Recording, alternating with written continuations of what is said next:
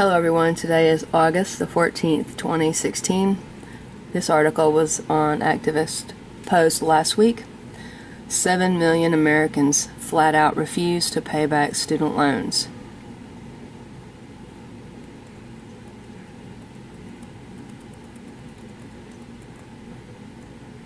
According to the new report by the Wall Street Journal, 7 million Americans are flat out refusing to pay back their student loans because they feel scammed by their universities and government. They feel like they were told to go to school and are now left with worthless degrees, no jobs, and no prospects for the future. The government has tried many tactics to reach these defaulters, but their efforts have been fruitless for over a year. Now, I looked up something from the Wall Street Journal, and this is dated May 2015. Congratulations, class of 2015. You're the most indebted ever for now. The class of 2015 is reaching new heights, though perhaps not the way it had hoped. College graduates this year are leaving school as the most indebted class ever, a title they'll hold exclusively for all of about 12 months if the current trends hold. The average class of 2015 graduate with student loan debt will have to pay back a little more than $35,000 according to an analysis of government data by Mark Kandrowitz, publisher at Advisors, a group of websites about planning and paying for college. Even for adjusted for inflation, that's still more than twice the amount borrowers had to pay back 2 decades earlier. So got a nice little graph there.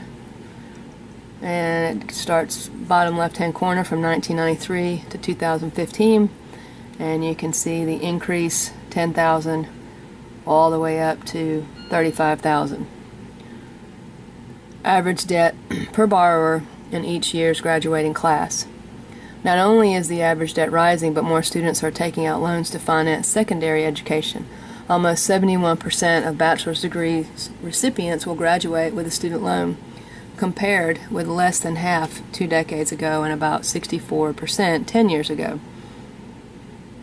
So higher education, the percentage of students with loans in each graduating class has gone up.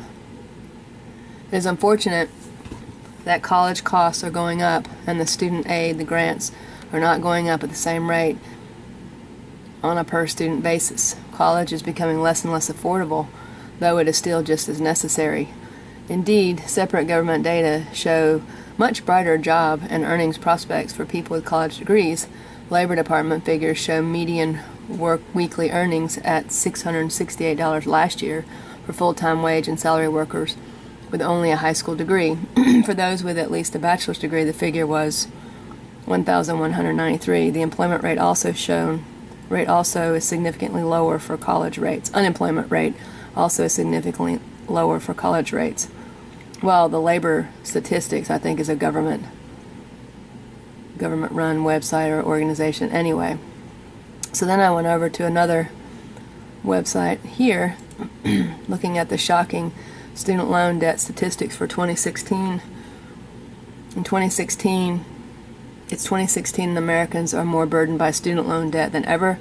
You've probably heard the statistics. Americans owe nearly $1.3 trillion in student loan debt, spread out among about 43 million borrowers. In fact, the average class of 2016 graduate has $37,172 in student loan debt, up 6% from last year. But how does this break down at a more granular level? Are people borrowing this money from public or private schools? Is it mostly from four-year or graduate degrees? What percentage of overall graduates carry debt? Are more grads utilizing private student loan consolidation and financing? So general student loan debt facts. $1.26 trillion in total U.S. student loan debt. 43.3 million Americans with student loan debt. Student loan delinquency rate, 11.6%. Average monthly student loan payment for borrower age 20 to 30, $351. Mean monthly student loan payment for borrower age 20 to 30 years, $203. Federal student loan portfolio, Q4 2015, student loan debt by statistics, by loan type. Direct loans, $840.7 billion to, 29.9 million borrowers. FFEL loans, $363.6 billion, 17.9 million borrowers. Perkins loans, $8.1 billion, 2.8 million borrowers. Stafford subsidized loans, $264.8 billion, 29.1 million borrowers. Unsubsidized loans, $404.9 billion, 27.1 million borrowers. Stafford combined, $669.7 billion, 32.1 million unique recipients. Grad Plus, $46.8 billion, 1.0 million borrowers. Parent Plus, $71.7 billion, 3.3 million borrowers. Perkins, $8.1 billion, 2.8 million borrowers.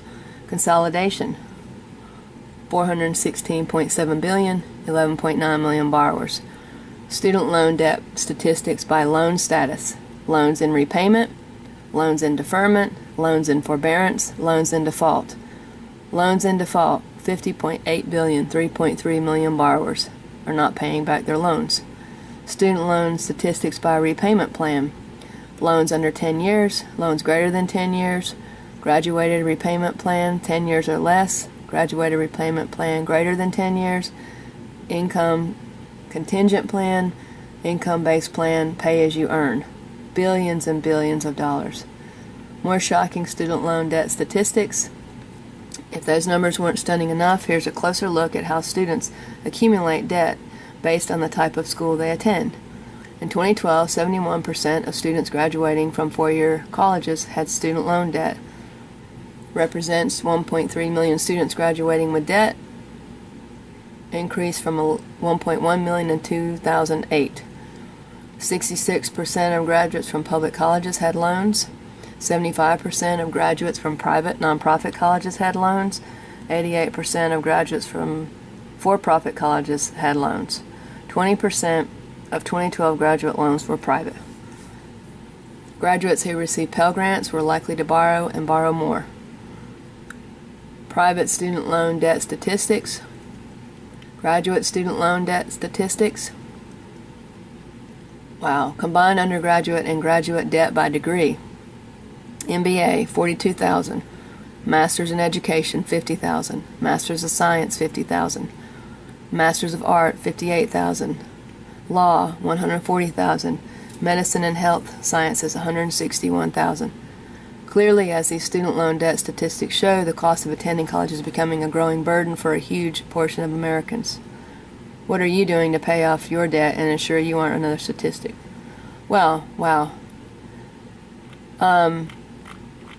This really is a shocking statistic page. I had student loan debt. I paid back $55,000, and it took me over 20 years to do it, and it was very difficult to pay back. My friend, another friend of mine, has over $100,000 in student loan debt for a PhD in physical therapy.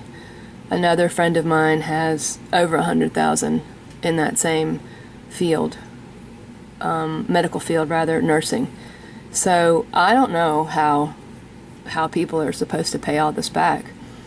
I think colleges have become middle management positions where you used to go into a corporation and work your way up to a middle management position and you could make a decent wage.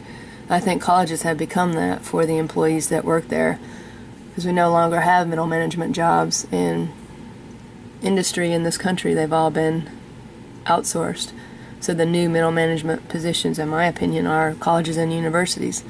And I'm sorry, but some of these colleges, they are creating these bogus degrees that students get, and then they get out and they can't find a job.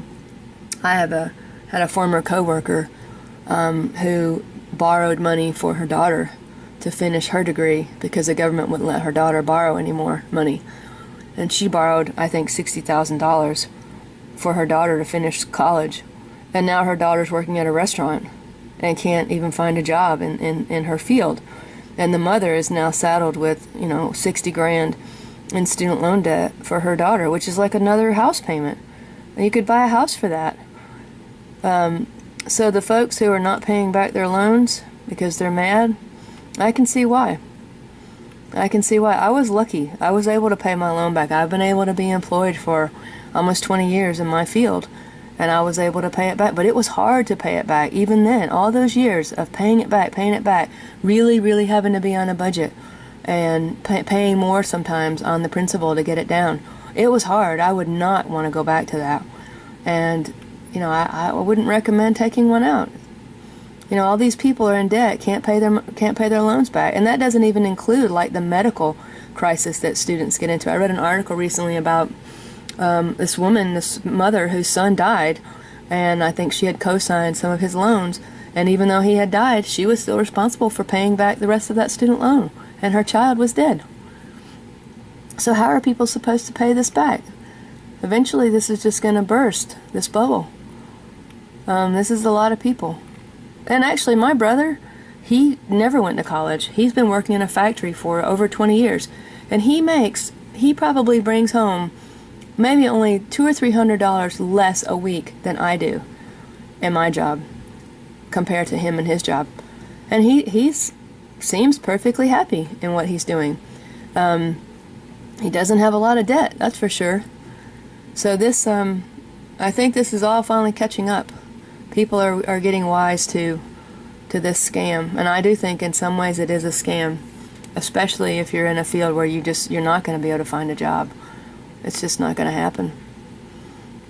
So I feel sorry for all these folks, because I don't think the government's going to just let it go. I was looking at a website recently.